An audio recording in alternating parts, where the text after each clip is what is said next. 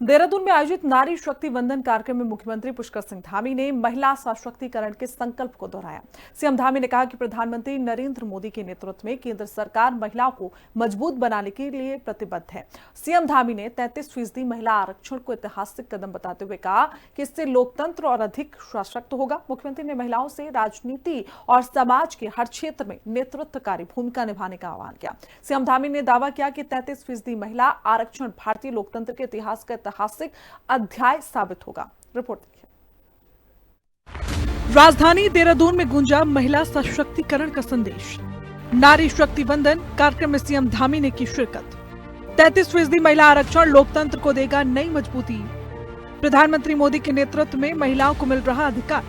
महिलाओं से राष्ट्र निर्माण में भागीदारी बढ़ाने का आह्वान। उत्तराखंड की राजधानी देहरादून में आयोजित नारी शक्ति वंदन टाउन हॉल सम्मेलन के मंच से महिला सशक्तिकरण को लेकर बड़ा संदेश दिया गया। राजकीय दूर मेडिकल कॉलेज के सभागार में आयोजित कार्यक्रम में मुख्यमंत्री पुष्कर सिंह धामी ने बतौर मुख्य अतिथि के रूप में शिरकत की। इस मौके पर सीएम धामी ने महिलाओं के अधिकार, सम्मान और राजनीतिक भागीदारी को लेकर केंद्र और राज्य सरकार की प्रतिबद्धता दोहराई। कहते हैं कि एक समावेशी समाज का निर्माण तभी होता है जब महिलाओं को समान अवसर मिले और नेतृत्व वाली भूमिकाओं में महिलाएं आगे आएं।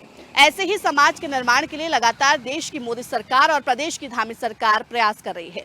इसीलिए नारी शक्ति वंदन अधिनियम के तहत 33% आरक्षण महिलाओं को देने के लिए ये लगातार कदम बढ़ाते हुए नजर आ रहे हैं। कार्यक्रम में संबोधन देते हुए मुख्यमंत्री पुष्कर सिंह धामी ने आयोजन में शामिल होने के लिए खुद को सौभाग्यशाली बताया। सीएम धामी ने कम समय में शानदार आयोजन कराने के लिए उत्तराखंड राज्य महिला आयोग को साधुवाद भी दिया।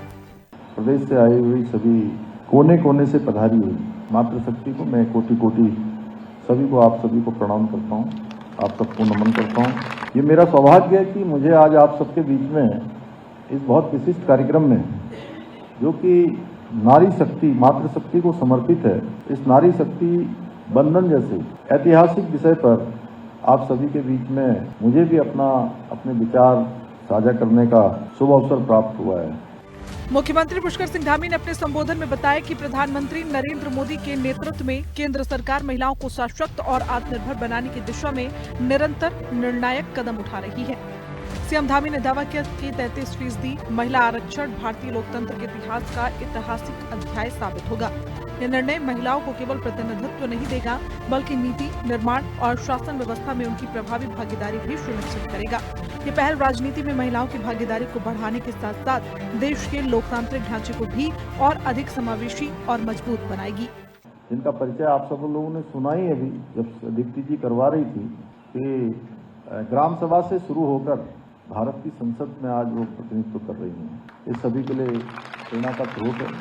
ये ऐतिहासिक अधिनियम जो नारी शक्ति बंधन अधिनियम है, ये कोई सामान्य अधिनियम नहीं है, सामान्य बिल नहीं है, बल्कि देश की मातृशक्ति के समान अधिकार और सशक्तिकरण की दिशा में लिया गया एक युगांतकारी निर्णय है। सभाओं में, संसद में, और संख्या भी इतनी बड़ी होने वाली है कि 33% से कम तो हो ही नहीं सकती है, ज्यादा ही हो सकती, कम नहीं होगी। 33 तो फिक्स ही हो गया कोटा। तो हमारे यशस्वी प्रधानमंत्री श्री नरेंद्र मोदी जी के संवेदनशील नेतृत्व में वर्ष 2023 में संसद में सर्वसम्मति से ये नारी वंदन अधिनियम पारित किया गया और इसके बाद लोकसभा और विधानसभा और सभी सदनों में ये 33% का इसमें आरक्षण का प्रावधान किया गया है। सीएम धामी ने डबल इंजन सरकार की महिला सशक्तिकरण के संकल्प को दोहराते हुए कहा कि किसी भी लोकतांत्रिक व्यवस्था की वास्तविक मजबूती तब सिद्ध होती है जब समाज के हर वर्ग की उसमें समान भागीदारी हो।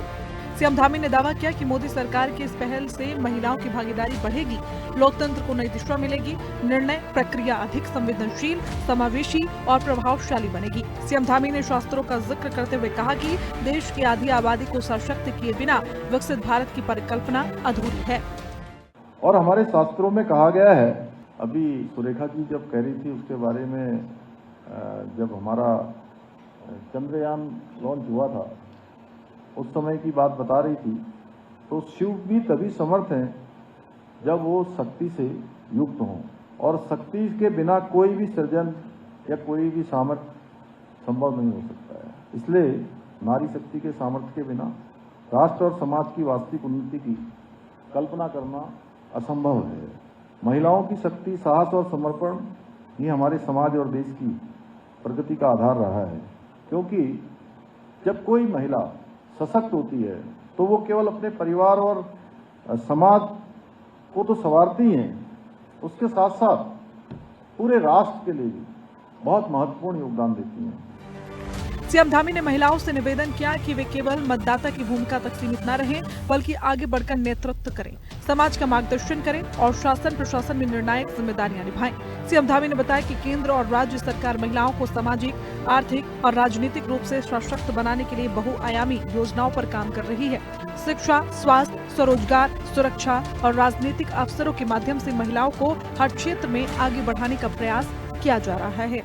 मोदी सरकार से कदम मिलाकर धामी सरकार भी काम कर रही है। आज सम्मेलन के दौरान मुख्यमंत्री ने जिक्र किया कि कैसे उत्तराखंड की राज्य सरकार लखपति दीदी जैसी योजनाएं लाकर महिलाओं को आत्मनिर्भर बना रही है। यूसीसी जैसा कानून लाया गया ताकि महिलाओं को सशक्त किया जाए और उनको समान अधिकार मिले। और लगातार राज्य सरकार ये कोशिश करती रहेगी कि महिलाओं को हर क्षेत्र में आगे बढ़ाया जाए, क्योंकि महिलाएं हर क्षेत्र में अव्वल नजर आ रही हैं। देहरादून से कैमरा पर्सन विजेंद्र रतूड़ी के साथ मैं शुभांगी भट्ट, हिंदी खबर।